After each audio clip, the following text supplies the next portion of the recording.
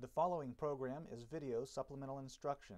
VSI is brought to you by the Teaching Center, UF's Learning Support Center, www.teachingcenter.ufl.edu. Okay. A particle moves in simple harmonic motion according to x equals 2 cosine of 50t, where x is in meters and t is in seconds. Its maximum velocity in meters per second is, and this is problem 11. So, they tell us x equals 2 cosine of 50t. Now, on your formula sheet, you should have formula x equals xm cosine omega t plus phi. This is our formula for the position of a particle in simple harmonic motion, which they tell us this particle is.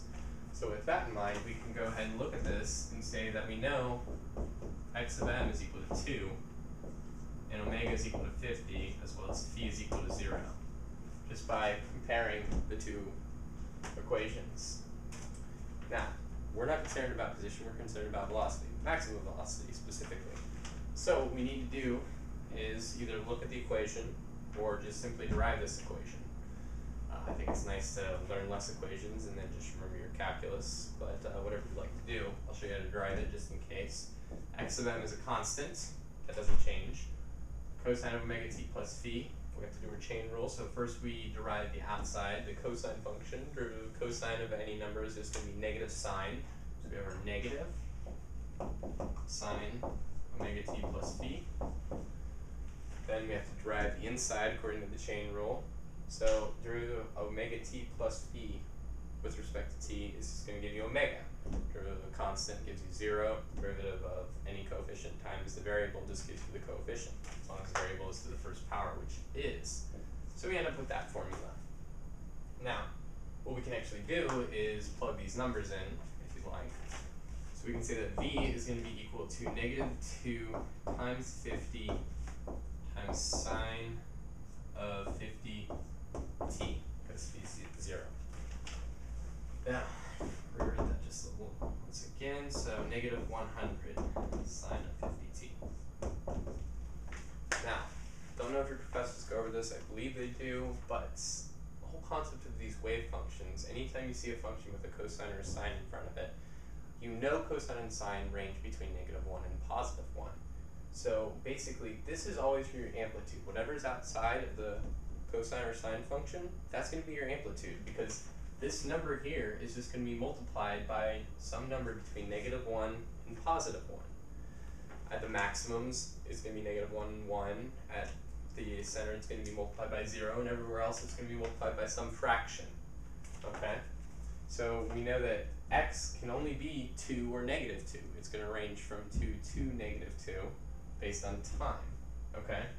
What that means is you come down here, and we know that velocity, sine can only be 1 or negative 1 at its maximum value. Thus the velocity of this particle, whatever it's doing, can only be 100 or negative 100. That's its maximum range. Anything else in between, it's going to be a fraction of that. So what this tells you is that the maximum velocity, or the maximum speed, I guess more specifically, would just be 100 meters per second. It can't be greater than that because it can't be multiplied by a number greater than that. Alright? I don't think they give you this formula in the book, but for simple harmonic motion, you can actually say that your maximum velocity is just going to be equal to omega times your amplitude, which is exactly what we did. Now the negative sign basically refers to the fact that the velocity is going to be moving in the opposite direction as wherever the position is at that point in time. Don't worry about that, the negative's not important. I believe they ask you the maximum velocity, they're just asking you for a magnitude. There are no negative answers, so you don't have to worry about that negative in there. It just has to do with the vector orientation. But looking at this, we know this has got to be our maximum. It can't be greater than that. So Emax is just going to be equal to 100. Negative 100, positive 100, just depends on your frame of reference. And you can remember this formula as well if you'd like. Furthermore, if they ask you for the acceleration, you would just have to derive it again. You end up with just omega squared times x about. That's for another time. So that's the end of problem number 11.